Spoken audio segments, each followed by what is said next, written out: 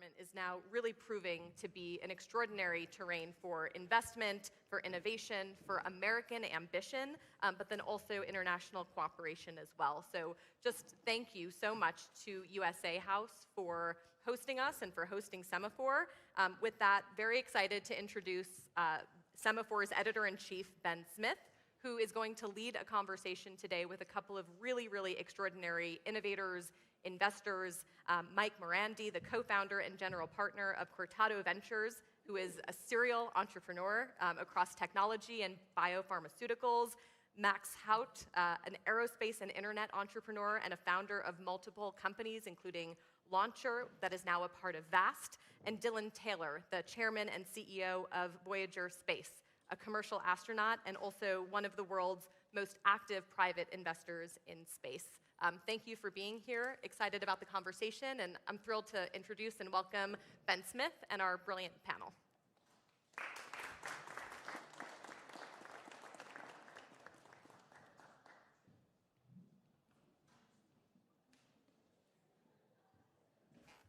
You want me here? Sure. Right, sorry. You know the order? I think I'm here. Does it seem right?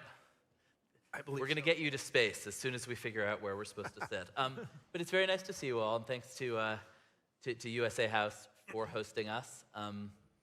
We were just talking backstage that space people are like incredibly optimistic, obviously. Like, you would obviously not be in this business if you were not total optimists, and it's a nice break in some ways from some of the conversation this week. But one of the things right now that people are so optimistic about is investment. And we have here two of really the leading operators who are building, the space station that, that we're all going to wind up hanging out in a couple of years. And we have one investor, Mike. And I guess I thought just before we dive in a bit on the details of some of the concrete details and some of the details particularly about the space station business, I wonder if you could give us just a brief kind of tour of you just raised a big fund to invest in space. Can you give us a quick tour of the kind of investable space landscape and what people are excited about in 90 seconds, 2 minutes? Yeah, happy to do so. And thank you to Sorry. Semaphore, and thank you to USA House for hosting us here today. So I guess historically, 70% of the commerce in orbit is satellite communications. And something rather miraculous has been happening over the last few years. I tend to think of it like the railroad moment in the mid-1800s. And that is that the cost of launch is dropping rather dramatically, and the cost of putting things into orbit, of course, creates new opportunities for new markets. So at least for those of you who are angel investors, my usual advice is put together a portfolio of at least 20, 30 plus companies, because statistically you're going to lose your money if you put all of it into one, or wait till the public markets are accessible. These companies have gone public. The risk presumably will be much, much less. So I think this year, with the talk of a SpaceX IPO, will be a seminal moment for the space industry. A lot of the companies that we've invested in are modifying plans, just given that it's going to be a watershed moment, and we hope the beginning of a vast wave of new public offerings. No pun intended. That's right. It's hard to talk about space and not use puns, but having said that, I think actually our colleagues are also prolific angel investors, so maybe you're helpful to ask them the same. Dylan, you're an investor as well as an operator. Can you react to that a little? Yeah, well, I started investing in space in about 2008. And in those days, if you were investing in space, people thought you were investing maybe in asteroid mining or something far-fetched, and people would kind of snicker a bit when you talked about space investment. And of course, those people now ask for investment advice as they look at the market. So quite a bit has changed. I think companies are more sophisticated, and certainly the SpaceX IPO has generated a lot of interest. Do you think it'll happen, the SpaceX IPO this year? I do. Well, what odds would you give it? High odds, because I think Elon's on record saying he wants to do it, and Elon typically delivers on his commitments. But speaking of Elon, really to give SpaceX credit, what has changed fundamentally about the industry is we now have reliable, inexpensive, but most importantly, high cadence launch. Humanity's launching to orbit about every 48 hours on average right now. That's extraordinary. We sent more satellites to orbit in 2025 than the entire history of the space program to that date previously. So things are really accelerating. Interest is very high. And it's very exciting because it opens up a lot of business plan opportunities in the industry. And Dylan, before I go to Max, can you just talk, there's possibly some people here are not familiar with the ins and outs. Can you just tell me what Voyager is? Sure. So Voyager is a publicly... As physical, concrete terms as possible. Sure. So think of Voyager as a aerospace prime, similar to Lockheed, Airbus, Northrop, but really denominated on innovation, entrepreneurial spirit. We were founded 6.5 years ago. We're publicly traded on the New York Stock Exchange. We went public in June. We have a couple of very large, high-profile projects. We're at the center of Golden Dome, which many of you know is the missile defense shield for the U.S. And then we're also part of the space station program, so-called CLD Phase 1 with NASA. Our project is called Starlab. That's a joint venture with Airbus, Mitsubishi, Palantir, and a few others. Can you just describe it? Like, what does Starlab look like? Size of this church, bigger, smaller? So it's roughly 8 meters in diameter. So it would be roughly, in fact, we have a full-scale mock-up at NASA Building 9 in Houston. But yeah, it would be roughly as tall as the roof of this church, and it would be about 7.4 meters in diameter. So it's actually quite large. It has 100% of the research capacity of the International Space Station today. But notably, it's a single launch to orbit. So unlike the ISS, which had modules that were assembled over time, think of this as being built, tested on the ground, and launched in a single launch on SpaceX Starship, taking advantage of that new heavy lift capacity. So it'll be one of the commercial successors to the ISS. There'll be others as well, but this is really focused on research, thus the name Starlab, focusing on laboratory space. Mike, If I could quickly add, I guess I was with you in the Congress Centrum here a year ago, the day that you filed your S1, and for the longest time when we were contemplating this fund, we were always getting feedback, well, there haven't been any major exits in space. And SpaceX obviously does 2 tenders per year that fill up, but Voyager was the kind of the start of the wave. And to your credit, that's a very bold thing to do, to be the first out the window when the window opens up.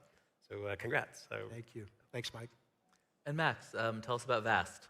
Yeah, so we are a space station company based in Long Beach, California. And we are, one of our key objectives in the next few years is to have the privilege to win the NASA contract, the next phase of this contract. And this is a huge, what scale is that contract? Right now NASA is making some final decision as to what the next phase will be, but the last incarnation was about $1.5 billion for the development contract for 2 winners or so. But more importantly, the key is the services. NASA wants to send a crew permanently to low Earth orbit because we will lose that capability once the ISS is retired, and it's geopolitically, strategically really important that we do not see low Earth orbit to China, which is right now has a permanent space station. And you were for context, you're 2 of the 4 serious bidders for this giant space station project, it's an open of which a number will be selected. It's an open competition, but I think we consider about 4 likely serious bidders. So just again, tell me about this thing you're building. Yeah, so our approach, so we joined the competition in 23, so later than all of our competitors. And the approach we took is to leverage the funding and investment from our founder, which has been close to $1 billion, to basically lead with hardware and be hardware rich. So we decided not to wait to win the contract, and we first launched a satellite to prove all of our space station technology, including the human element, last November. It's right there orbiting and successful. And then in Q1 next year, we'll be launching our first crewed space station called Haven 1, which is a single module space station. So it's similar to some of the early days of the space program of Russia and even the beginning of the ISS. And this will have a crew of 4 visited for 2 weeks or more. And then our plan in terms of comparing to Starlab's plan is different in a way that we are mass producing modules and are planning to basically launch multiple a year to reach similar specification or larger, we'll see, with a very different approach. So our colleagues at Starlab are more one and done, and we are more on iteration, moving fast and getting there on time before the ISS is retired. And the space industry is sort of, I mean, as you suggested, kind of a cousin of the American military-industrial complex, which has these huge problems. And these companies, Lockheed, Boeing, are under constant criticism from Washington, but it can't seem to quit them. And there are these new primes trying to move in that are having their own struggles. And space has been the place where, particularly with SpaceX, kind of seems like it's working. People are very optimistic. But the big trend in the defense sector is getting rid of the people. It's unmanned ships, unmanned planes, for very obvious reason. You can just turn a fighter jet faster if there isn't a person in it. Limiting factor on much of what these weapons systems do is that you're trying to take care of a person sitting in the middle of your weapons system. And you're both, and it's a big question for all three of you, but you're both kind of betting on manned space travel. When I think of if you want to build data centers in space, if you want to build weapons in space, if you want to build all the stuff that people talk about building, why would you do all this work to put people in the middle of it? It just seems unbelievably dangerous and expensive. I mean, it's grounded. If you look at the strategy to be the first nation to go on Mars and to go to the moon and stay there, clearly, if our country's ambition was to just send robots, and China would actually send people, there's a lot of vantage point. I mean, wouldn't the robots win? Well, if I was on Mars fighting robots, that doesn't sound fun. As the human race, we have to explore and we have to be there. But I'm pretty sure as an American citizen, if you saw a Chinese crew on Mars while we had robots, and we shouldn't be aggressing people with robots, so let's remove that from the equation. I'm not sure you'd be that proud to be American. That would not be a great But that sounds day. like sort of an emotional argument, not a commercial one. Is it emotional? I agree with Max. I mean, I think fundamentally space is a human endeavor. I mean, if I look at the International Space Station, I think it's one of the best things humans have ever done. I think it shows international collaboration. I think it's worthy of a Nobel Peace Prize. And I think the best of humanity is projected into space, whether it's our astronaut corps or whether it's our technology or whether it's our values. And I think it's really important fundamentally, whether it's sovereign astronauts, inspiring the next generation with STEM education and things like that. I think fundamentally humanity, I had the privilege of going, Ben, we talked about this in the green room, and on a brief suborbital flight, seeing the Earth from space. And I can tell you, it's a tool for transformation, right? Apollo 8, we're about ready to recreate that mission with the Artemis 2 mission, which is an out and back to the moon. Well, a lot of people don't realize on Apollo 8, that was the Earthrise photo, was taken on that mission. That's the first time we saw the blue marble floating in this dark, black hostility of space. And I think that fundamentally changed who we are. The first Earth Day was about 6 months after that photo was taken. So I think it is fundamentally a human endeavor. And I think we have the ability to reimagine what humanity can be. I think it's the best of us. I really believe that. Well, when you win the Nobel Prize, our president will be happy to take it off your hands. I wasn't going to go there, but yeah. Yeah. So what share of the kind of investment prospects here are manned versus unmanned? I mean, how do you think about that? How do you think about that in sort of the broader landscape? Yeah, and I don't know that it has to be either or. In fact, I think the best iterations of at least commercial space will probably involve both. Finding ways to use automation, robotics, smart ones and zeros to augment human capabilities, and we're planning to invest heavily in helping create those capabilities. So I'm particularly excited about that as an investor. And today's space stations are there, as I mentioned, for exploration, but also we're doing important science and research to hopefully, for example, being able to build to manufacture pharmaceutical in space that are fixing disease and we cannot do on Earth thanks to the microgravity. And I think there's consensus from the work that goes on the ISS that in the early stage of development of this type of research, you need humans in the loop. Eventually, we will automate it. And once you have figured out all the research, automation will be part of it. But the early phase, will need human in the loop, and that's why the ISS is there. That's a big rationale for it.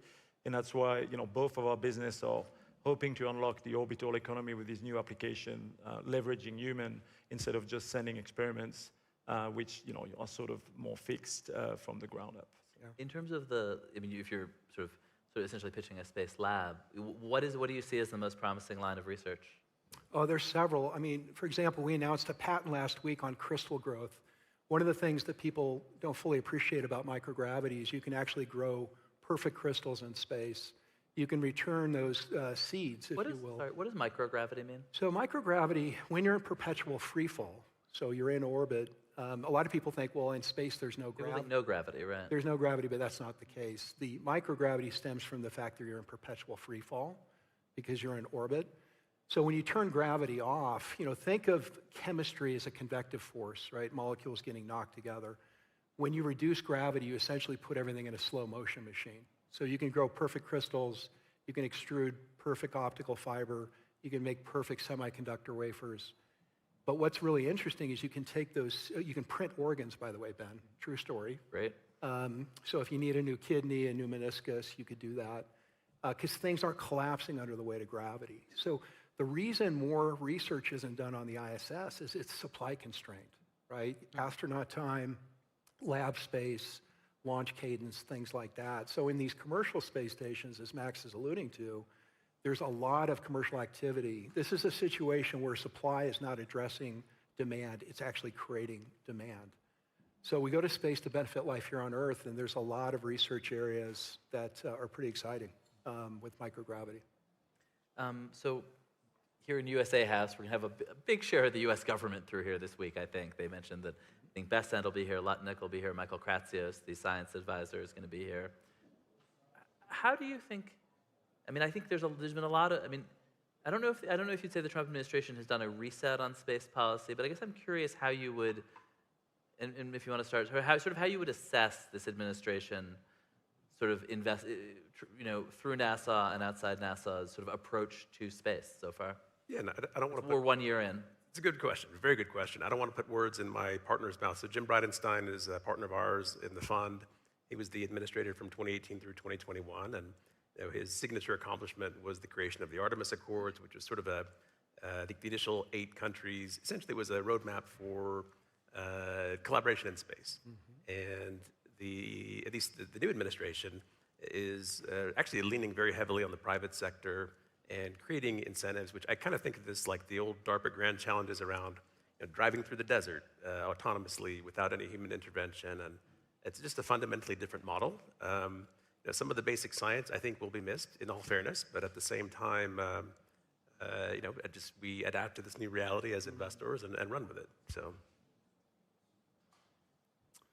Yeah, I think the policy probably rewards more commercial-minded companies. Yeah. I think there's a push at NASA to rethink the way things have been done, to try to do more with less. So I think that rewards companies that have this entrepreneurial push to it. I'm very optimistic about the new NASA administrator, Jared Isaacman. Jared's not only been to space, but he's fundamentally a very smart business person. I think he's a great leader. I think morale at NASA was quite low. I think it's increased dramatically just in the short time he's been there. So I'm very, very optimistic that he's going to be able to do great things for the administration. And the key focus right now appears to be return to the moon. And I think it's really important to the administration to not only go back to the moon with humans, but go back to stay. So think of habitat or a moon base being built. And, imagine a future in the early 2030s where you're on the porch in upstate New York at your weekend place and you look at the moon and there are lights on the moon. And there's lights on the moon because there are humans living and working on the moon. I'm not sure how I feel about that. How do you feel about that? I feel It feels like light pollution. I don't know. well, there's Lights already on the moon? there's already a little bit of latent light with a full moon. I think it'd be inspiring. I think it'd be inspiring to know that humans are living and working in space. Gosh, that's wild. Yeah, it's going to happen whether we like it Lights or not. on the moon. Yeah, lights on the moon. It's Wow. coming. The other piece, sorry, Dylan. The executive, the Trump administration on the first day of Jared Isaacman, which is an excellent choice, becoming NASA administrator, also issued an executive order for space supremacy for the United States. And so this really shows you how serious they are. We're really optimistic, not only the focus on NASA, but integrating DoD in making sure that we execute at speed. We do, you talk about space supremacy. We're in a very kind of high conflict moment of geopolitics. How do you think about how vulnerable the things you're building are to attack? And how do you, how can you invest in, or, I guess I'm curious, it doesn't seem like these things are really defensible if adversaries try to go after them. And is it just a hope that no one would ever do such a thing? Or how do you think about that?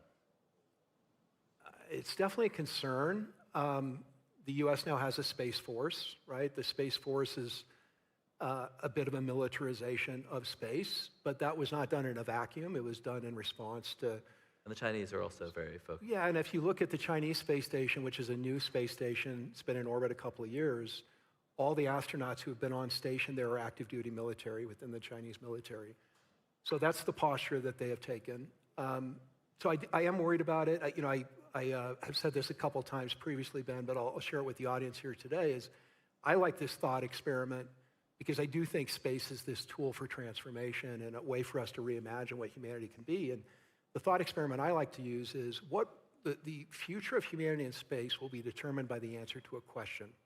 That question is, what will happen first, the first human born in space or the first combat fatality in space? And I think the answer to that question very much will shape what our future in space looks like as a species. And so part of my life's mission and part of what we're trying to do with Voyager and Starlab and everything else I'm involved in, including a nonprofit I founded, Space for Humanity, is to try to help shape that.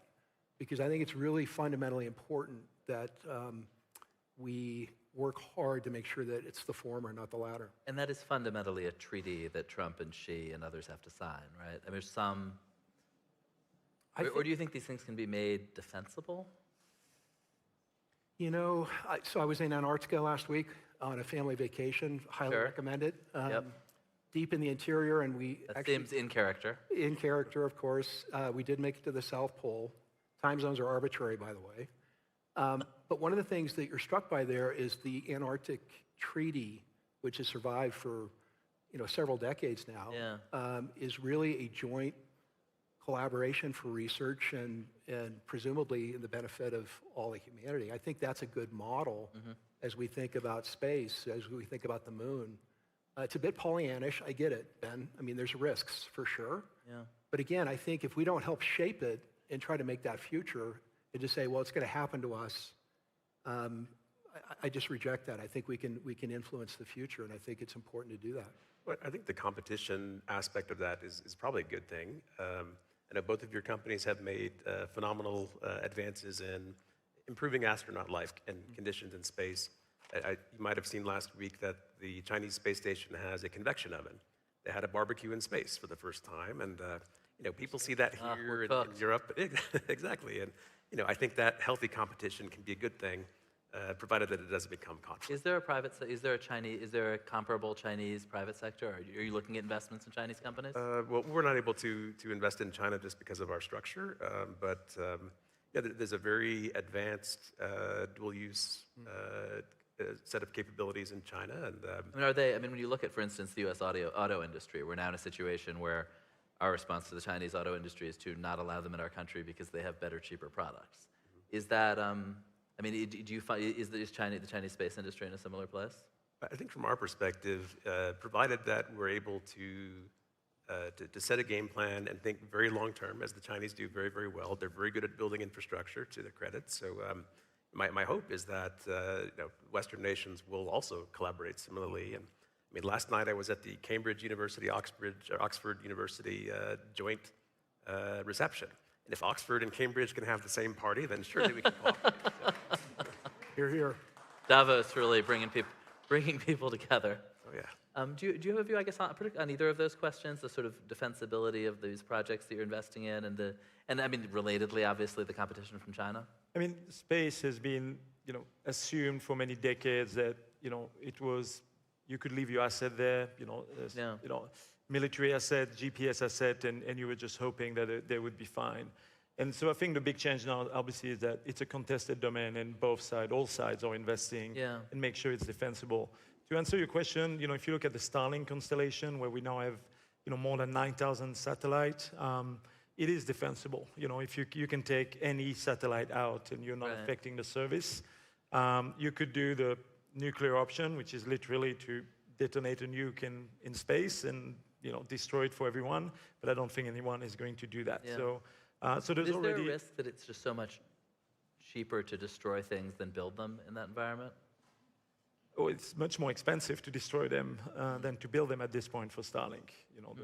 I don't have the exact number of the cost of manufacturing and launching a Starlink satellite, but the capability to destroy it from the ground or from space, one is to assume that it's much more expensive for sure per satellite. So it is defensible. We just have to invest in, do you think the U.S. government is investing enough because there is obviously this push toward companies that have commercial revenue streams. I mean, when big past technological pushes, like the Manhattan Project represented really like a non-trivial share of GDP in those years and of government spending. Do you think we're investing enough? I mean, the big shift is not prime versus commercial. It's cost plus contract versus fixed firm price commercial service. Very boring, very important. And if you look at, in space, the best example is SpaceX. If you look at human space flight, they single-handedly brought back the ability for America to send humans to space. If NASA didn't pick Boeing and SpaceX, we would still be reliant on Russia. And they've done that while keeping an impeccable safety record. They've done it at an incredible speed, but also unprecedented low cost. So we just need more of that. In so long as we don't go down the cost plus route, I think there's an appetite for many entrepreneurs, many investors to provide incredible service to the government and the Department of War through this new model where we are moving faster, we are more efficient with capital, we're more responsible, and we're just not behaving like traditional primes, or at least how they've become to be now. I'm sure they were very different in the Manhattan Project era. Maybe to that point, just quickly, I would add, there's a lot of very interesting things coming out of ISRO, and the Indian government can put things into orbit for a fraction of the cost of what it takes to develop in the West. And some of our colleagues here from UAE, they just built the largest satellite manufacturing facility with a company called Marlan. So I think it's not just West versus East. It's a really sort of a collaborative environment that I think will help make everybody more competitive. Yeah, I totally agree with Max and Mike, and that was the point I was going to make is not only do we have this evolution of launch capability in the US, but I think there's now 75 roughly global space agencies in the world. So again, this expression of sovereignty, either minting a sovereign astronaut or doing research on orbit or putting satellites on orbit, there's really a flourishing of this. And so I think it really is a global initiative. But back to the geopolitics, think of the US-led system as Apple arbitrarily and China-led system as Android, right? They're two separate ecosystems. And really, the hearts and minds are the Gulf states, South America, Eastern Europe. They have to gravitate to one platform or another. And I think that's really what the tug of war is right now, geopolitically. Are they, it's funny, neither of you have mentioned Western Europe. Are they not in this game anymore in a serious No, they way? are, very much. Very much. Very much. Yeah, no, they're very much in it. And our project and others competing with us very much are tied into European Space Agency, for sure. Maybe one anecdote that might help elucidate this a bit more. The Artemis Accord signed, as I mentioned, with 8 countries initially. Now I believe there's 65 or 70 countries that have signed. So the consortium is getting quite large at this point. And if I'm sort of eager to be surprised by who's really building in this space, is it India? Is it the UAE? Like, who do you find most surprising, promising? Who's the sort of new entrant making the most progress? For human space flight, the capability started with Russia, then the United States, and then China. These are the only countries today that can send humans to space, right? It's very, very exclusive and very small club. And India is the most likely next one, maybe in a couple of years. So they are, they're right there, and they've built a capsule. They're about to fly it uncrewed, and they have plans for a space station. So there will be the next one. She sort of answers my question about why you're doing it. I guess national pride is important. I would love to take questions in just a second if you want to think about your questions. And I think there's somebody back there with a mic, hopefully, or else you can shout. But before we do that, Dylan, I just wonder, you're the only person here who's been to space, I think. Anybody else been to space? Etienne has. Etienne is there? Oh, yeah, well, He's a good friend and investor in Voyager. Good to see you. He's been to the ISS, yeah. You're the only one on stage who has been to space. This is a good room. And I wonder, can you tell us a little about just how it changed you and how it changed how you think about this mission you're on? Yeah.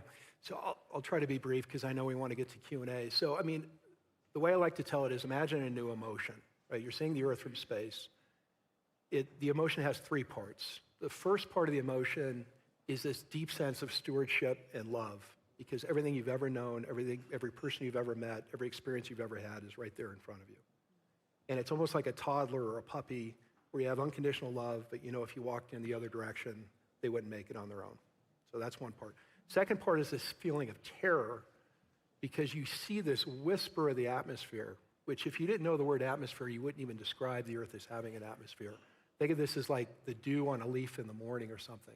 It's completely inconsequential, at least the way it looks.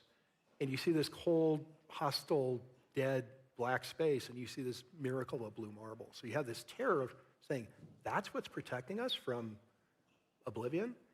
And then the third part is the sense of anger, because you feel like you've been whispered the password, like you have this deep insight. Because when you're up there, you realize there's no other people or other place. There's only here in us. And it's so clear to you when you're up there. So you have this sense of anger because it's like, why don't we understand the true reality of the way things are?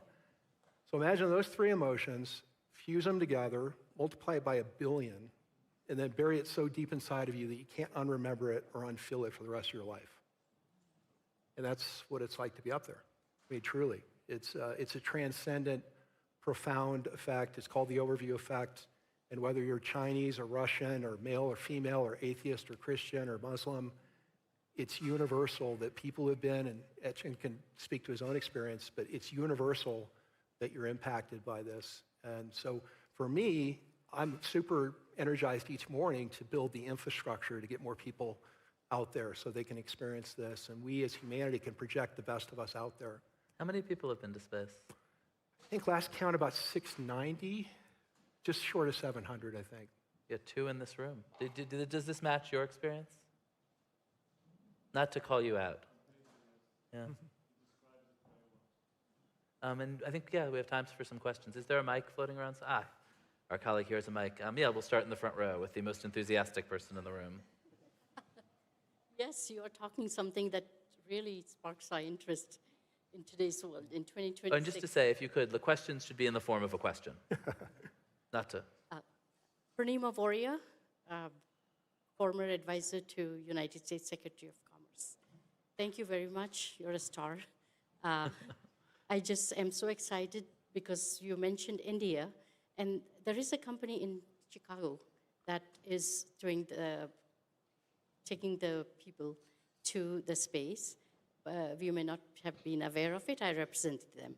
But my question to you all, anyone can answer, is that when you said India, what makes you think it's India and not any other countries? Is it the success of India in the space or your optimism? I want to know more. Thank you. Yeah, that's a great question. I'm very curious too. I think it's the programs that have started, years ago, if not more than a decade, and the hardware, and so that's why you can't deny other countries might have the ambition, but if they haven't started a few decades ago to build a rocket, the capsule, state the program, the budget, then they might do it, but it's at a different timeline. So. Yeah, I'm an optimist at heart, but I'm also very results-driven, and just the last few missions that I've seen come out of India, just phenomenal result for just a fraction of what it would cost if we tried to do that in the U.S. So, yeah. I think it's a function of funding by the government, the number of STEM-educated engineers, which India's got everyone beat, including China.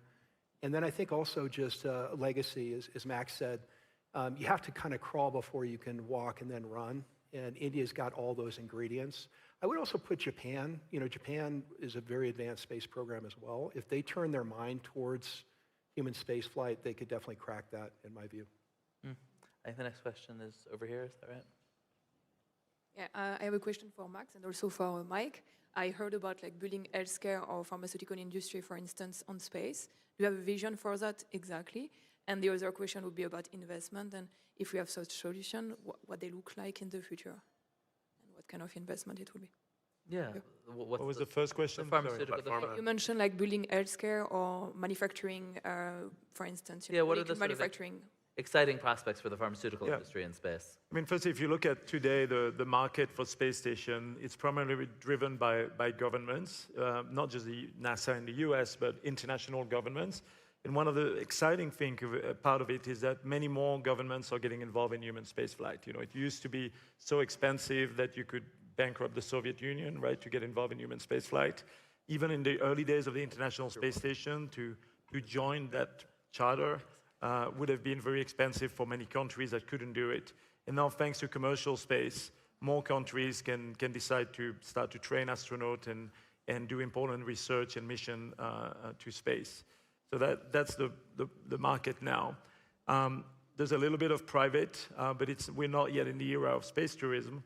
And so where we have to get to is where we unlock the orbital economy, and we are unlocking the possibilities of microgravity and enabling manufacturing at scale in space. You know, personally, I think Dylan talked about different applications. I'm most excited about the pharmaceutical area, but at the end, it will come down to, you know, having an actual commercial platform there. If you look at the ISS today, it's a bottleneck, it's governmental. No one has ever had a commercial space station where you can work directly with commercial companies and develop the different applications. So that's what we need first. We need a platform from ideally 2 or more providers, and then I think everything will follow. You know, my personal bet is pharmaceutical there. The other question was about investments, and I'll sort of steal it and change it slightly, which is, are there any, I mean, just as this space expands, anything that surprised you? Any new companies that you think, wow, I never thought of that? Or terrible ideas? Just anything out there that's really caught your eye lately, beyond your own firms? They talk about orbital data centers, which has been on our radar screen for a while. In fact, we have a computing device. So, first of all, why would you do that? Well, like we have all this space in Texas. Well, you have unlimited power, right? Land isn't the issue. The issue is power. So the thesis generally is you have unlimited power, right, with solar on orbit. We actually have a compute device on the International Space Station, an actual cloud computing device we installed as a demo. There are 2 schools of thought. So I don't know if Philip's in the room, but StarCloud is a company here. They're building large-scale data centers on orbit. That's their plan. The secondary approach is what Elon's contemplating, which is basically taking next-generation Starlink and turning that into a mesh network of data centers. I'm more in the latter camp, mainly because, believe it or not, it's hard to dissipate heat in space, which I know a lot of people are like, wait a second. Isn't it cold? It is cold, but there are 3 components of heat dissipation. There's basically radiative, there's convective, and there's conductive. Convective is when you have air basically circulating. This is why wind chill affects how your body feels. And the conduction is when you touch something hot or cold and it transfers. Well, you don't have either of those in space. It's only radiative. So if you have very deep electronics generating a lot of heat, you actually need a big radiator to actually dissipate that heat. So if you had a data center the size of the Belvedere Hotel, imagine the size of the radiator you would need to dissipate that heat. So I'm more in Elon's camp that says it's going to be more of a mesh network. But I do think if you look at the compute that is forecasted, let's say in the next 5 years, you know, I think we're talking about terawatts on terawatts. If that actually is true, then you're going to have to go off-world to get a lot of that compute. I'm actually in the camp, just one final point, that says you're probably better off putting this on the moon, because again, you have unlimited sun, and you can actually build some infrastructure, like a circulator that might actually help cool your data center. So I think if it's a large-scale data center, I'd put it on the moon. If it's small scale, I'd put it in low Earth orbit and mesh it together like Starlink. You're going to have NIMBYs on the moon. Yeah, that's right. The lights and the data centers. That's right. Other questions? There's a question over there, I think. Or was that? Yeah. I have a question about helium-3 and the moon. From an investor standpoint, you need fusion to work in order for helium-3. What would you invest in first, the fusion or the helium-3, and what are your thoughts of that? And can one of you explain what he's talking about briefly to the rest so of us? fusion requires helium-3, and we're running out of helium-3 on Earth. The moon has a ton, figuratively and literally, of helium-3. And just to give you a sense, a teacup of helium-3 can power Los Angeles for a year. Once you get Once a you get fusion it, reactor yeah. that works. So I think there's Rob Meyerson, if you know his name, he used to run Jeff's company, Blue Origin, is working on a helium-3 mining company. I think it's legit. I think it's not only helium-3, but there's also rare earth minerals on the moon. So I think that business plan actually makes sense, assuming you have Starship going to the moon, landing on the moon, and coming back. So we need to complete that logistical circuit, but if we do that, I think helium-3 makes sense. And to kind of refer back to, I guess, an earlier question, so you've got your data center on the moon being powered by your fusion reactor on the moon, then there's helium-3 mining, bringing helium-3 to the fusion reactor. Are there like men and women in spacesuits, or is that just all robot? No, I think men and women in spacesuits doing that, yeah. Incredible. I think it has to be both, so. Yeah. Up here? Sorry, just like Jim Caravalla, actually just a follow-on point from your comment, Dylan, and to the question on helium-3. Actually, helium-3 is ostensibly the most valuable mineral in the solar system, not particularly for fusion, but because of the cryogenic cooling between helium-3 and helium-4 in the quantum supremacy race. That millikelvin cooling is only enabled by the presence of helium-3 in the context of helium-4. That's the big immediate ticket win today. That's why it's completely investable today. I didn't know that. That's great. Cool. Quantum tie-in. So we got quantum, data centers, helium-3, fusion. So many lights on the moon. Yeah. I can't get you off lights on the moon. I'm like, I had never heard of that before, and it is not leaving my head. Time before logo on the moon. Yeah, exactly. Perfect. Right, can we get a sponsor? Anyway. Yeah. Jason Yeager, Montana Photonics and Quantum Alliance. China has announced that it has high-power laser systems to enable high-speed communication, terrestrial to space, low, mid, geo. If we're talking about putting something on the moon for data centers and or quantum communications, who's leading that race in the US for those laser systems? And today, the biggest deployment of laser systems is the SpaceX Starlink constellation. Actually, on our first space station, we have secured a deal with SpaceX where we have gigabit connectivity by laser directly to their constellation. So it's been deployed, and I do believe they have the technology and some capability to do space to ground as well. So, and there's plenty of other companies, I'm sure, working on it. Voyager does do this. We have laser communication as a business line. And then the other one is Rocket Lab, who acquired Mynaric, as you may know. So I would say there's quite a few companies working on this, because for those of you who don't know, when you generate data in space, you got to get it down to the ground. Typically, it's been radio wave on K-band, and that system is archaic. So what you want is laser communication. You get lots more data down quicker. Now, the rub is you can't do it when there's cloud cover, but what you can do is you can beam it space to space, so from one satellite to another, until you find a downlink that's open.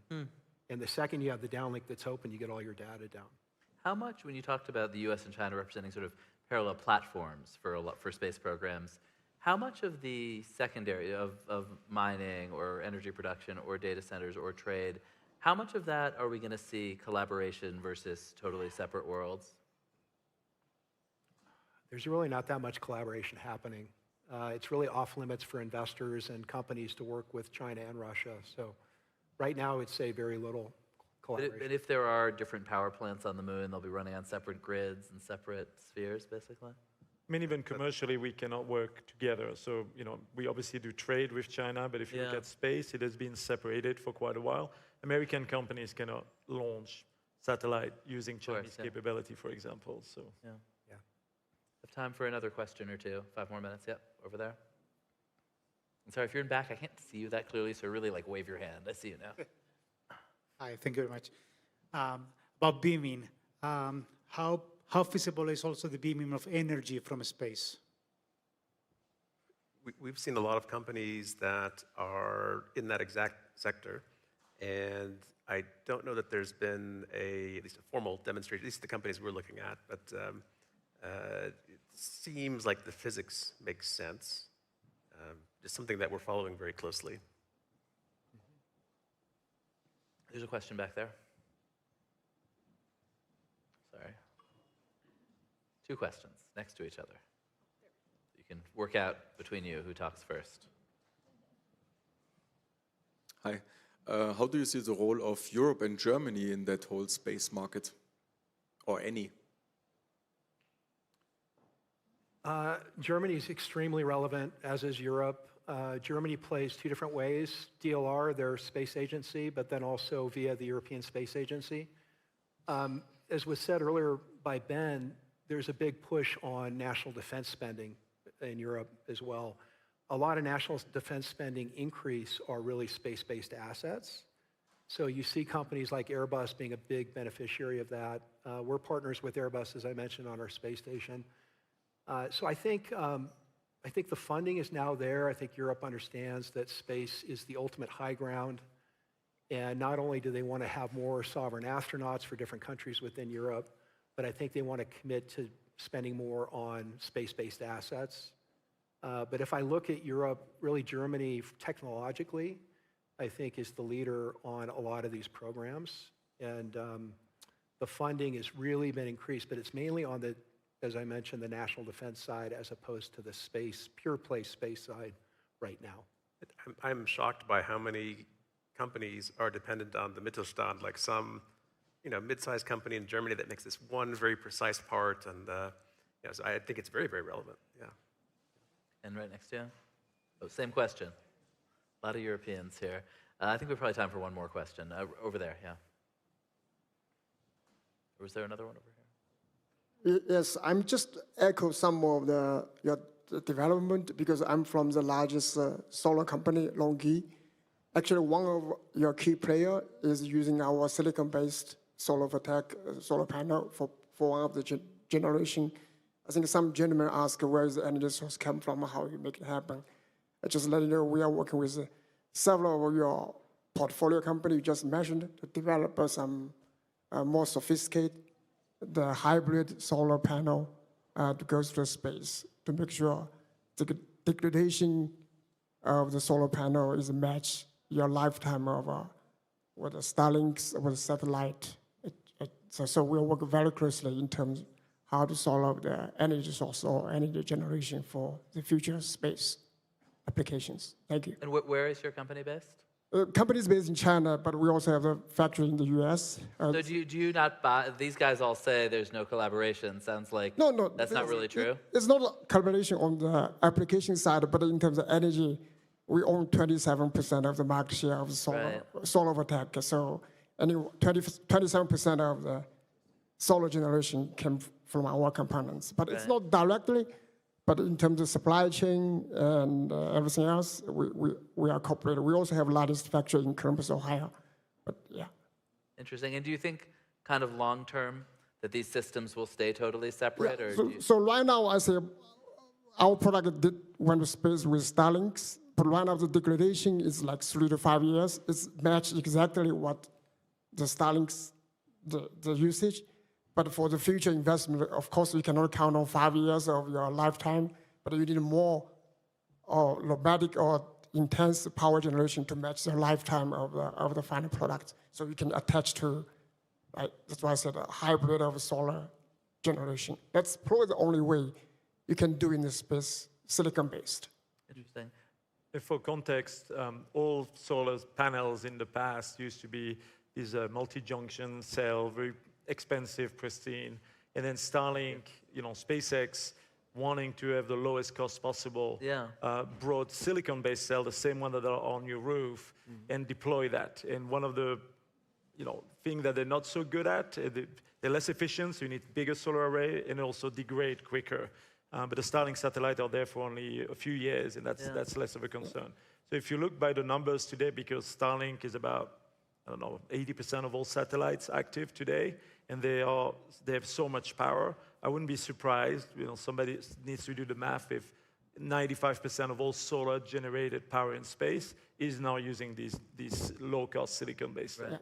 So I think we all look, every satellite provider, every space station provider, data center provider are all trying to baseline that technology. There's still reasons to use the more advanced one, including lifetime. But it's definitely a change that has already started to occur. So. Yeah, if you look at your rooftop application today because 98% of your UV has to be field light, has to be fielded, so it's working.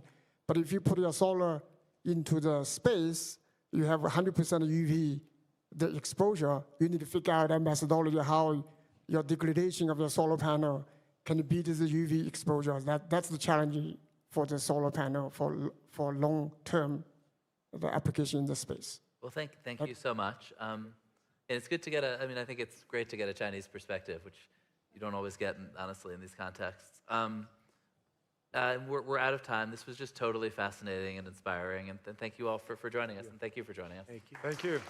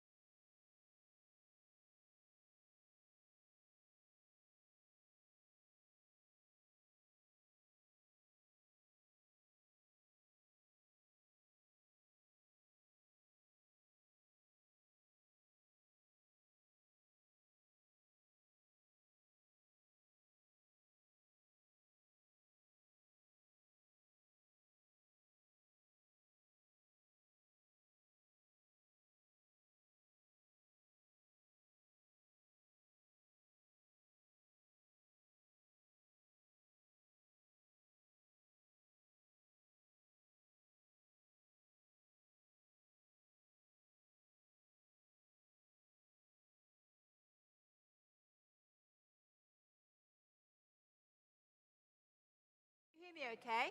I think my microphone's working. Fantastic. Well, listen, welcome to a session that is not quite your normal Davos session, because I've been coming to Davos many years. The agenda's usually been dominated by money, power, and fame. And today, we're going to talk about God. In particular, we have a session entitled God Took the First Selfie, about the Turin Shroud. For those of you who are wondering, my name's Gillian Tett. I'm both a columnist at the Financial Times, but I also oversee King's College in Cambridge, which has one of the most famous chapels in the world. So I spend quite a bit of time contemplating faith. But with me is somebody who spent his entire life contemplating faith and writing about it, Dr. Jeremiah Johnston, who has written a number of books about his faith, such as Body of Proof, which is about why he believes in the resurrection, and Unimaginable, What Our World Will Be Like Without Christianity. So we're going to be talking about one aspect of this, which is the Turin Shroud, which, as he says, until very recently, he was profoundly skeptical about the authenticity of the Turin Shroud and the history behind it. He was in very good company because many people have been skeptical about the Turin Shroud, particularly since 1988, when there was carbon dating that suggested the Turin Shroud came from the 14th century. However, Dr. Johnston has changed his mind in recent years, in fact, the last couple of years, about the authenticity of the Turin Shroud. So we're going to hear from him today about why and how he's changed his mind and what he thinks the implications are for the wider world. So first of all, welcome to Davos for the first time. It's delighted. Kind of appropriate we're sitting in a chapel. Yes. In previous years, it hasn't been used in any way to talk about faith, but today it's being repurposed on many dimensions. So welcome. So perhaps you can tell us, first of all, you are both a pastor in Texas, and you're also a biblical scholar who spent many years studying biblical history. Tell us, first of all, what made you change your mind about the authenticity of the Turin Shroud?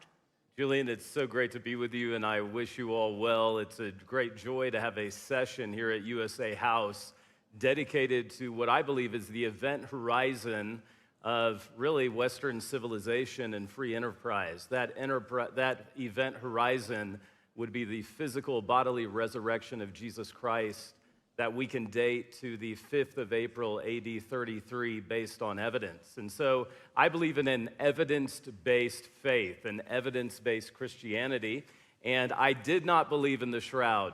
I thought there was no evidence behind it, and I was as dangerous as many of you in the room. I was TikTok smart about the faith. I was YouTube smart. I knew enough to be dangerous. And when I talk about this on university campuses, I have a lot of fun because we're asking, did Jesus take the first selfie?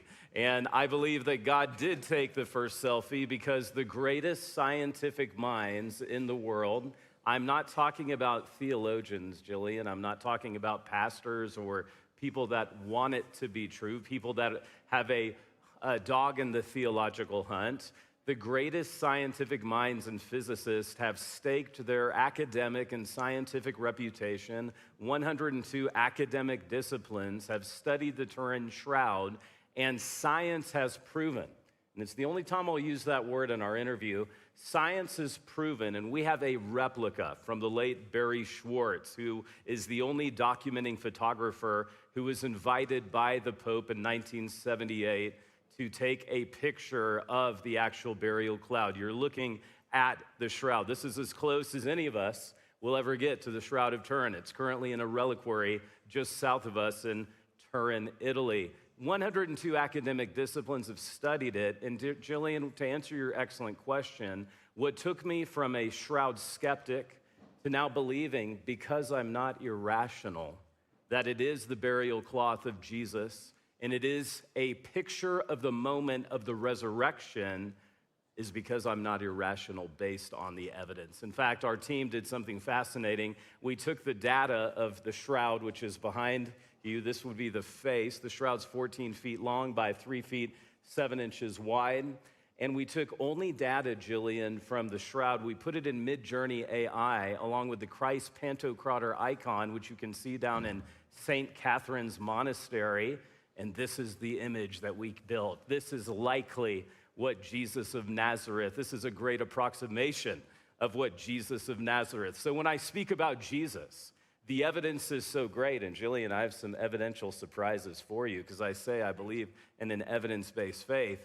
Do you realize I have to appeal to Roman emperors for the same level of evidence that we have for the death, the burial, and the resurrection of Jesus Christ? So can I just stop you there for a moment? Please. And maybe we can wind back, because not everyone in the room may be familiar with the story about the shroud.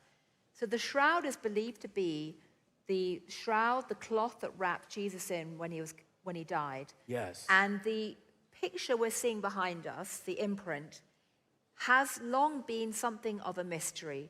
There are people who say that it's basically a painting made in the 14th century, and that's where the images come from.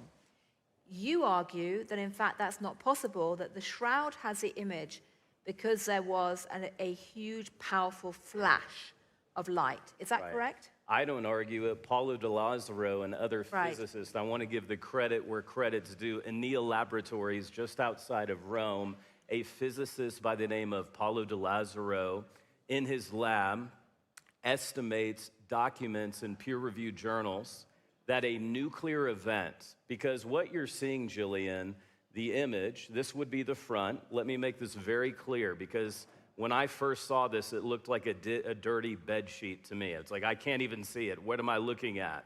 This is the front. It wrapped the body. The Greek term is syndon. It's in all four Gospels. It's also athonia, and then we have sudarium. It would wrap the body like a pita all the way around to the front. So we have the face imprint, and we have the back. And when you look at that, that image is superficial. Now, what I want you to know, the image is unduplicatable, meaning if I had a razor, it is 0.02 microns thin. And so in 1898, when Seconda Pia is taking a photograph down in the Turin Cathedral, the St. Giovanni Cathedral in Turin, he takes a picture. The exposures took 14 minutes and 20 minutes. He had to bring in a generator, one of the first flash photographies. Right. He takes the photo, and in the dark room, this is what he sees on the screen. And he never more appropriately utters the following three words: "Oh my God." He thought he was looking at the face of Jesus. In fact, I want to encourage everyone to do something. If you take your phone right now, Jillian, would you do this with me? Because it's easier to point out what we're looking at. Do you know how to put your phone in classic invert? Those of you that are streaming all around the world, you can actually do this. If I go to settings, and if I just type in classic invert. Now, for those of you that have an Android, you can leave the room right now, ladies and gentlemen. Okay. So classic, it's color inversion. But if you go to classic invert and you just turn it on, and then open the camera, okay? If you're there, say yes, so I know you're there. Are you there? All right. Here's what do you see this? I look pretty interesting right now. Now I want you to hold up your phone. Jillian, are you there? Do you have it in classic invert? Yep. And I want you to look at the Turin shroud. And this is what Seconda Pia saw in 1898 in the darkroom. I've seen the very image in Torino. I want you to pay attention to the back of the crucified man. There is a pool of blood behind his head. There are over 700 lashes. There is not a part of the body that has not been abused, and flogged. All the way down the feet, right above Jillian's left shoulder, there's a pool of blood. We know that that's the side wound between rib 5 and 6. That's post-mortem blood. And then take your phone, and I want you to just do what I'm doing right now. Just take in this moment. I'm looking at the face. You see the face, the blood on the forehead, the blood in the hair. You see that the nose has been broken. That's a separated septum. And so when he saw this, Jillian, science can't explain this. So when you say that there are skeptics who say, and you rightly say it, it's paint, it's pigment, it's dye. 33 scientists studied the Shroud of Turin research team. They took 3 years to publish it. And what they did prove is there is no paint, there is no dye. They cannot explain how there's an image in the shroud. And that's where this Right. bolt of light comes in. What caused it then? And Paulo de Lazzaro estimates, are you ready for this? 34,000 billion watts of energy, but the speed at which the energy traveled, this is peak power, if we have any physicists in the room, it traveled in 1/40th of a billionth of a second. And so the moment of resurrection, the moment that caused this flash to leave this impression on this linen garment, happened in 1/40th of a billionth of a second. So one of the things the skeptics raise questions about, beyond the question of whether this is pigment or a flash, as you say, there are lots of scientists who say it cannot be easily explained Right. by pigment. But one of the things they raise questions about is the fact that the body seems to be unusually tall, if not giant-like, for the time that it was actually supposedly died. So instead of being the average height in those days was 5'3", this body is almost 6 foot. Correct, It's 5'10". 5'10". It's very uneven on either side. One arm is much longer than the other. And there are people who say, as a image, it just doesn't make sense. What do you say to that, them? Well, first, I understand, and these are people who are unfamiliar with Jewish burial traditions. My area of specialty is the Jewish burial traditions, and the reason that Jesus' body anatomically is deformed is because of the abuse that he took at the hands of the Romans. We know that Jesus is crucified under the reign of Pontius Pilate, 26 to 36 AD. He's governor of Judea. He is flogged. Jillian, I want you to hold. I have a replica. Would you mind holding this? Sure. I want everyone to get a picture of this. I don't know how you got this through airport security, Yes, but anyway. it was fun. They're all Christians now. Right. I want you to notice the barbell-like floggings. So this would have torn the flesh, and you can see when it's inverted all of the flesh that was torn. There's 172 lashes on the front, 200 on the back. We don't have the lateral side, so we estimate 700 lashes. We know that 2 executioners were flogging his body. We know that Jesus carries, according to the sources, the patibulum. He doesn't carry the entire cross. He carries just the cross beam. It weighs 125. Jesus would have weighed 150 to 160 pounds, and according to the man of the shroud, yes, been around 5'10". It's unusual, but it's not anomalous. That's the interesting thing. And he is longer because his body has been crucified. How many of you recall, if you're familiar at all with the Gospels, Jesus collapses on the way to Golgotha. He cannot carry the cross, at which point his shoulders are separated. And that is why one arm is longer than the other. Jesus is then brought before Pilate in Jerusalem. He's been flogged 700 times. Right. This is when Pilate, in Latin, let me use his native tongue, says, "Ecce homo," behold the man. And the crowd begins to shout, "Crucify him." Everything I'm saying now is not a matter of faith. This is a matter of historical record. And Jillian, at this point, this is what sent it over to the edge for me. So I had always been influenced by medieval Christian art, and I want us to be very careful with this. But a crown of thorns is fashioned, and I had always thought, based on the influence of medieval art, Jillian, that it was a wreath, almost like a victory wreath. But that's not what we see. The evidence on the shroud, there's blood, there's 30 to 50 puncture wounds. And Jillian, what I'm holding are Bethlehem thorns. And do you mind, may I just ask you to hold this for a minute? Would you be willing to? Don't put it on me, but yes. I want you to just try to hold Get this those. through airport security as well. That's quite something. Those are Bethlehem thorns, 3-inch long. Right. Would you like to try it on? Not particularly. I'll take your word for it, but yeah, it looks suitably They're horrible. as sharp as nails. I mean, it's worth actually, reliving the horror of this because obviously it was brutal. It was a time when execution was a brutal public event, and this certainly captures it very well indeed. But I guess a question that many people might ask is, why does this matter? Why are people even spending all this time arguing about a piece of cloth, which is either from the 14th century or the 1st century? Why do you think it matters if this is actually real as opposed to simply a painting? The Shroud of Turin matters. And we're here at Davos, the World Economic Forum, where everyone's bringing their receipts. We all need a reminder, if there is a God, and does he truly love us? The Shroud of Turin is an itemized receipt of how much God loves me in Jesus Christ. When I look at the shroud and I see what a man went through for one reason and one reason only, it wasn't the Romans that kept him on the cross.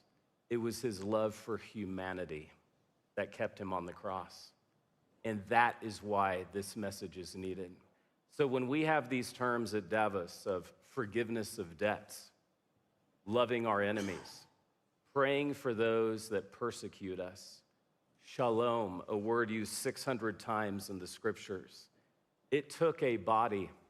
Jesus said that sacrifices and offerings you did not require, but a body you prepared for me. St. Paul wrote in Romans 5:3, but God demonstrated his love for me in that when I was an enemy to him, he sent his son to endure that. And so that's why it matters. At the end of the day, we're all wondering, does my life have purpose? Am I lovable? Would anyone do that for me? I have 4 sons, Jillian, including triplet boys that are age 9. And I can guarantee you, by the way, I've never slept better in hotel rooms than when I travel away from triplets. I remember that I can feeling well. assure you, none of my sons think the other son is the sinless Son of God. I can tell you that much. We have to ask ourselves, what would it take for you to believe your brother was the Son of God? We know that according to the great historian Josephus, not a Bible book, Josephus tells us that in AD 62, James, the brother of the Lord, dies believing his brother is the Messiah. That's Josephus, a first century historian. I have one other artifact to show you, if I may, Jillian. Absolutely. This is interesting. You know what I'm holding in my hand? It looks like a very wonky nail. This is a Roman period crucifixion nail. Now, this is not the nail that crucified Jesus, but this approximates it. This is not a replica, and it has all the telltale signs of being a first century crucifixion nail. Square top, square shaft. It's bent. Do you all notice, and I hope those watching all over the world, I want you to see that the nail is bent. Do you see that? Why is it bent? The Romans wanted to minimize movement on the cross, but maximize torment. And the shroud rightly has it, not in the palms, that's medieval art. They would crucify between the the wrist and the hand. It's the same Greek word for you Greek scholars. The nail is bent because the nail was often adjusted while the criminals were dying on the cross. And the nails were used again and again and again. That's how valuable. The nails were more valuable than humanity. And so, Jillian, I wanted you just to hold that, just to appreciate again the reality that when I'm talking about Jesus, the shroud, I'm not talking about Christian history. I'm talking about faith-based history in evidence. So the question I have, the bigger question, I'm going to come to the audience for questions in a moment, so do start thinking of your questions. But before we do, you've come very much with a message that the shroud is important because, as you say, you see it as a receipt of God's love. And one of the things that's very striking about the USA House this year is that in line with the USA government, the American government's general direction at the moment, there's a strong emphasis on faith and Christianity. And yet, this message about love and forgiveness and brotherly harmony is bubbling up at a time of an explosion of hatred, tribalism, polarization in the world. So I'm curious, how do you square those two features, which are basically hanging over us all right now as we sit here in the sanctuary and talk about the Turin Shroud? I think this is the most important question you've asked me. And that's why I've come all this way. Because what is the answer? Money is not the answer. More power is not the answer. Gaining more, getting back, revenge, that is not the answer. The answer is this word that Jesus has used, shalom, to be made whole, to lack nothing, to flourish even in the face of adversity. And that is why Jesus came. And that's why the message of Christianity built Western civilization and free enterprise, this notion that we don't repay evil for evil. Now, certainly we can all appeal to someone who claims a faith and then does something that's completely opposite of what that faith actually espouses. But yes, we live in very troubling times. But the gospel, we also have to say there is a resurgence of faith around the world. Especially, I'm a parent of 5 kids. You are as well. You have children. We are seeing a resurgence of faith among young people who have seen going through a pandemic, going through economic crisis. Those are not the places that find true hope and true lasting peace. Peace is found, and the way I spell peace is through Jesus, Jesus. When I look at what he endured for me, I can't help but believe. I was with Bruno Barberis, a mathematician at the University of Turin. He has been with the actual shroud over 100 times. The man's a mathematician, and he did a mathematical calculation of how do we know for sure that the shroud is the person of Jesus. May I show you the mathematical calculation? We have economists in the room. When you look at all of the wound marks that correspond with how Jesus was crucified in the historical documents called the Gospels, Bruno said there is a 1 in 200 billion chance it's not Jesus of Nazareth. So I like our odds, according to mathematician Bruno Barberis. Right. Well, listen, that seems a good moment for any mathematicians in the audience or physicists or anyone else to raise any questions. Does anybody have any questions in the audience at all? I would love to hear some. Or any comments? You've either convinced them completely or they are all fast asleep. Okay, question at the front. I think we have a microphone over here. I mean, if you thought about the heat doing that, it would have evaporated a cloth. That the crown of thorns, how many crown of thorns were put over someone's head at that time? Right. And then my question to you is, can you talk about the coins that are on the eyes? I'm very curious about Yeah, the leptons. Yes, And I was going to say, it would be courteous but not compulsory to identify yourself for anyone else who's coming along, just so we know who we are. Yeah, thank you for the question. It's pick power, so it didn't scorch. This is why I had to travel to meet with the physicists. I wondered the same thing. That kind of power, would that not just scorch it? But this is pick power. It's cold power because it happens so quickly, according to physicist Paolo de Lazzaro. As it relates to the crown of thorns, this is my area of specialty. Out of all of the crucifixion victims that we have recovered, and we have recovered many crucifixion victims, we know of only one crucifixion victim from late antiquity with a crown of thorns, and it is Jesus of Nazareth. And I can't remember your third question. I'm sorry. There was a third question. Oh, the leptons in the coin. The coins are very interesting. I actually have some ancient coins that I've brought. These are authentic. They're very valuable. I'm not going to pass them around. I'll never see them again. I have a coin that you can actually see near the Hagia Sophia. This is a Justinian coin. Have you seen this? This is a gold Araeus. This is the Byzantine. This is the Roman solidus. This was the first ever coin with the image of Christ on it. The date is late 7th century. There are 200 points of correspondence on the face of this coin with the face of the man of the shroud, which again attests to its great antiquity and speaks against the hypothesis of it being a medieval forgery, which is fascinating. I have others from Augustus and Tiberius, but I don't think there's time for that. Great questions. Thank you. Other questions, comments? Love to discuss implications of this as well. Any more questions or comments? Yep, got a question there. Hi, my name's Mika. Gillian, I have a question for you, actually. You've asked the audience to kind of give our opinions and impressions on, I guess, whether we believe what we kind of understand with this. But I'd like to hear your opinion on whether you're convinced by these seeming like toys, replicas of like these very interesting like artifacts, which there's a lot of like scientific.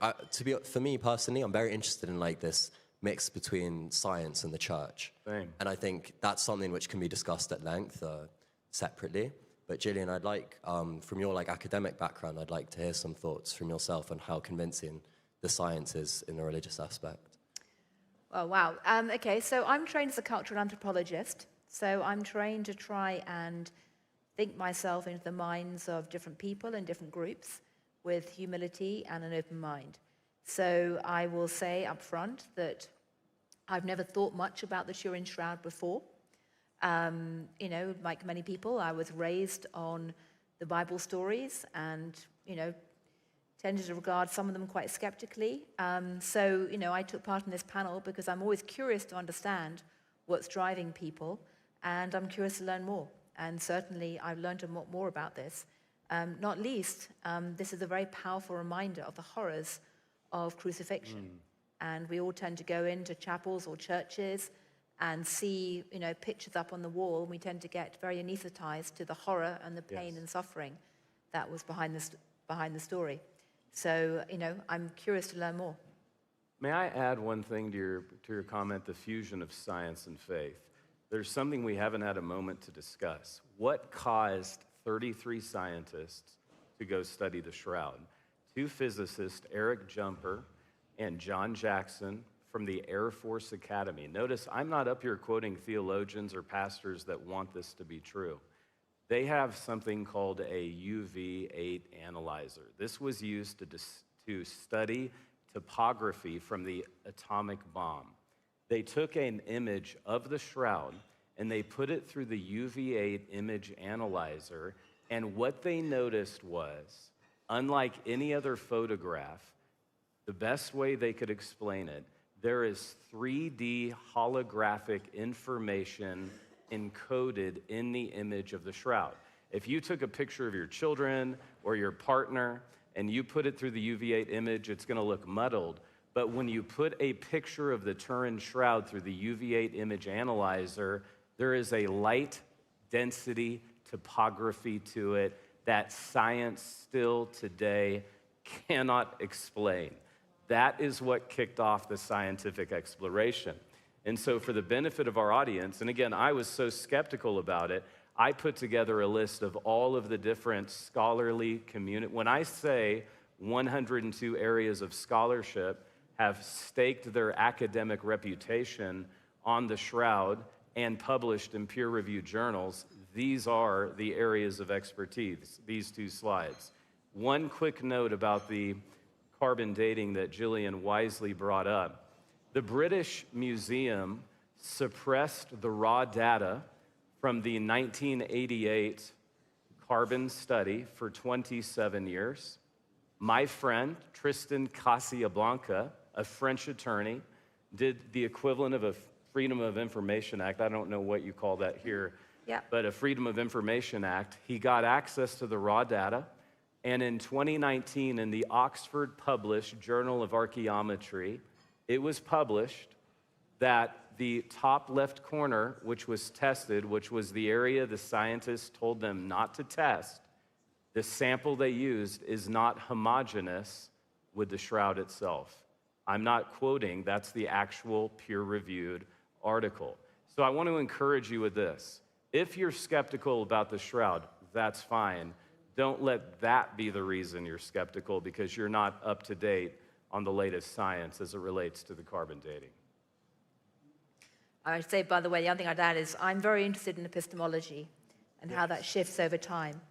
And we're clearly living in a very febrile moment in every possible sense. And so as an anthropologist and a journalist, I'm always very curious about trying to understand current epistemology and where we're going.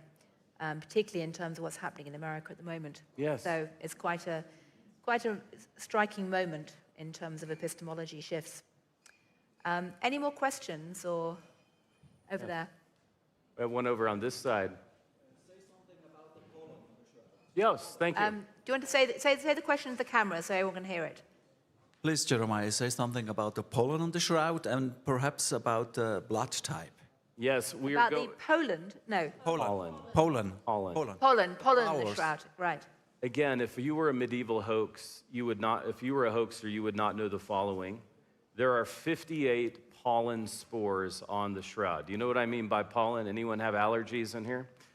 So 38 of the 58 pollen specimens come from Jerusalem. That's the land of Israel. That is where Jesus was crucified.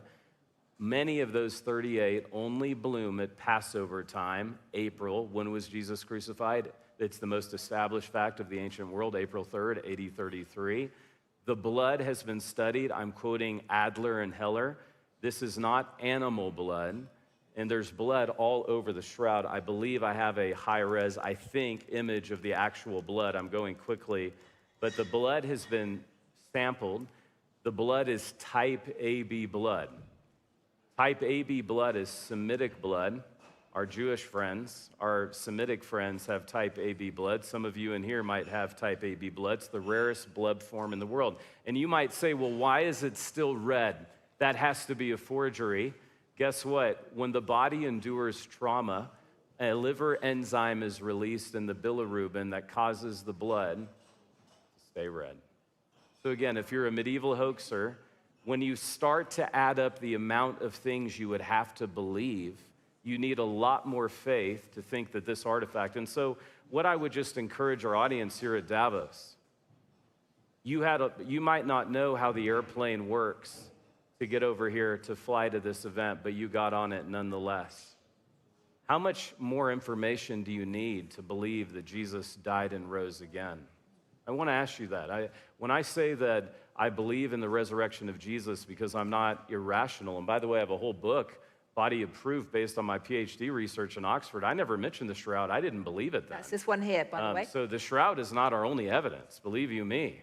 But how much evidence do you need to actually believe something? So let's not apply a hyper-skepticism that we wouldn't apply to any other area of our life just because it's a matter of faith. Thank you. While we're looking at that picture, you also got some views about the cross weave, haven't you, in the fabric? Yes, this is fascinating. The only reason I know what a herringbone weave is because it's the most expensive thing you can put in your kitchen. And my wife just redid our kitchen with a herringbone backsplash. There is a herringbone weave. This was a very expensive sinden. That's the Greek term. All four Gospels, Matthew, Mark, Luke, and John, say that a wealthy man, you may remember his name if you've read it, Joseph of Arimathea, he did his own death planning. You couldn't go out to Walmart on Friday afternoon during Passover. I mean, he had this. This was his own burial cloth, and he gave it to Jesus, I believe, as an act of worship. Remember, Joseph of Arimathea was a member of the Sanhedrin. According to the Mishnah, if the Sanhedrin condemned a criminal to death, it was upon the Sanhedrin to bury that criminal. Who were the two members of the Sanhedrin who asked for the body of Pilate? Nicodemus, member of the Sanhedrin, and Joseph of Arimathea. So the herringbone weave is fascinating, and that again speaks to this fine linen garment. Linen will last forever given the right circumstances. You might say, Jeremiah, there's no way the linen shroud still exists. It's 2,000 years old. We have the Tarkan dress you can go see in Egypt that's 3,000 years older, also made of linen, and it's 3,000 BC in Egypt. So given the right circumstances, linen will last for a very long time. Well, thank you. We've got time for just one more question, I think, or comment, if anyone wants to raise anything else. Great question. Right in the back. Yeah. And I realize that people may be watching online, so I'm sorry we can't bring your comments or questions online. Hi, thank you very much for this talk. I'm Erin McPherson. I'm an American entrepreneur. My question goes more to the implications of this. Like, let's say that I assume this to be true, that this is indeed the image of Jesus Christ resurrected, that the science is proving it, that we're using our advancements in science to add science to what was religious faith. There's a rise of this renewed Christian faith in the U.S., and the implications of this, I guess I'd want to ask, what's your point of view on the fact that what I see happening in my country, by and large, is not espousing, in my mind, the teachings of Jesus? Correct. So how can Christian nationalism how can we rectify these two things since the teachings of Jesus wouldn't, for instance, show me what's happening in Minnesota? No. Yeah, and we wouldn't interpret it through that lens. You have asked the most important question. What are the implications? The implications are, number one, hope. Hope comes in our life when we have a plan. 1 Peter 1, verse 3 says, we have a living hope, not because I woke up and felt good. I'm actually really jet lagged. I don't even know what time it is. Anyone else watching right now here in Davos? I have a living hope because of the bodily resurrection of Jesus. The second implication is it validates everything Jesus said and taught. And so when Jesus teaches us a new way to live, to love our brothers, to love those who hate us, those were not ideas that innovated out of Nietzsche or any of the other Western philosophies. These ideas that have revolutionized the world came out of the teachings of Jesus, and we only have parts of 26 days of the life of Christ recorded in the 89 chapters of the Gospels. The implications are hope for you individually, validating his teachings, and we already know that the X factor of the Jesus movement in the world, which is beyond America, it's beyond Trump, it is beyond politics, the greatest, most blessed humanitarian organization in the world. Are you ready to hear what it is? It is the local church of Jesus Christ. It is the most powerful force for good on earth, and it is the X factor. And then finally, for those of you that have lost a loved one, for those of you that are grieving today, you have a loved one who's died in Christ. You can speak about your loved one in the present tense because the Bible promises in John 14:19, because Jesus lives, I will live again. So every evidence Jillian and I have been adjudicating here today is evidence for your own resurrection someday, if you believe on Christ. Well, thank you very much indeed. I can see the light flashing red, which ironically matches We have the one red more question, Jillian. Oh, we got one quick question at the back. Yes. Or comment. One quick question, sort of end of the session then.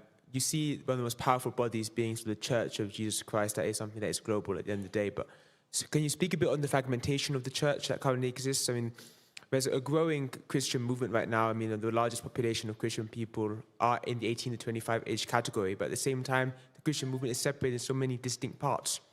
Could there be a unifying force? What's the take on this? Absolutely. I view the shroud as belonging to the undivided church. I believe that we're seeing a coming together. I minister around the world. I'll be at a university next week in the United States.